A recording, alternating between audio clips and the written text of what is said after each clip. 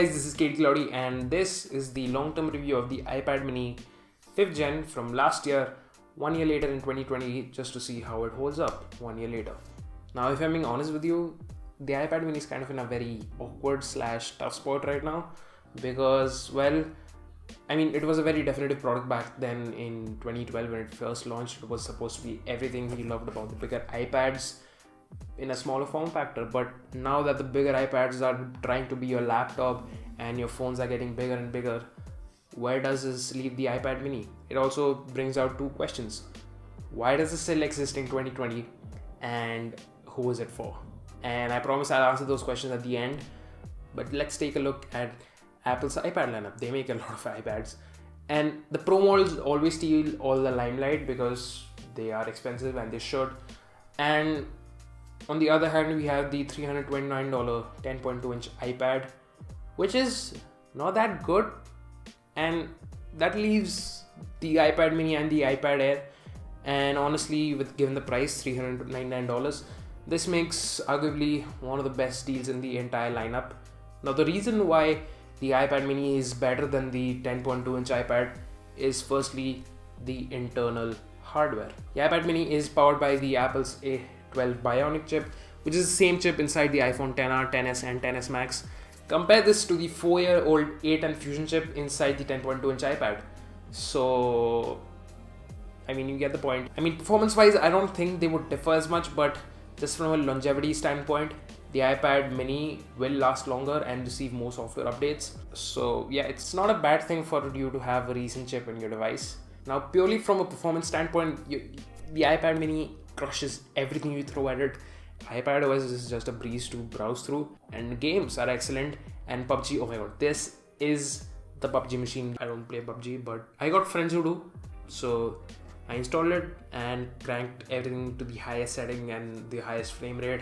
Also high dynamic range, gave it to them for a spin and they really liked it. They really liked it. And you know, they're usually playing from their phones, and having the bigger display and the really good performance added up to the experience. And according to them, it was the best PUBG experience they've had ever in a touchscreen device. So that's something to keep an eye out for. Now, the display itself is a 7.9-inch 2048 by 1536 display retina display.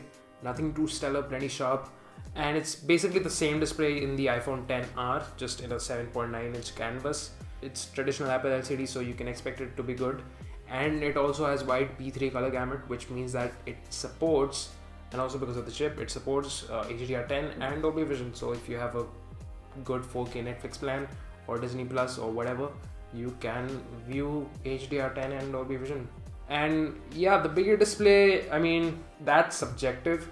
If you're used to a bigger 9.7-inch or even the 10.2-inch iPad, this might feel very small to you. You can get used to it. It's just the bezels. It's the old design. It's the same design from 2012 and the bezels are really huge. I won't deny that. Once you get used to it, you know, everything feels really immersive, you could say, and like content scrolling, reading articles, browsing through Wikipedia, even watching videos and all that. But the only slight nitpick is that when you're watching content and movies especially, you get a ton of black bars because this iPad has an aspect ratio of 4:3.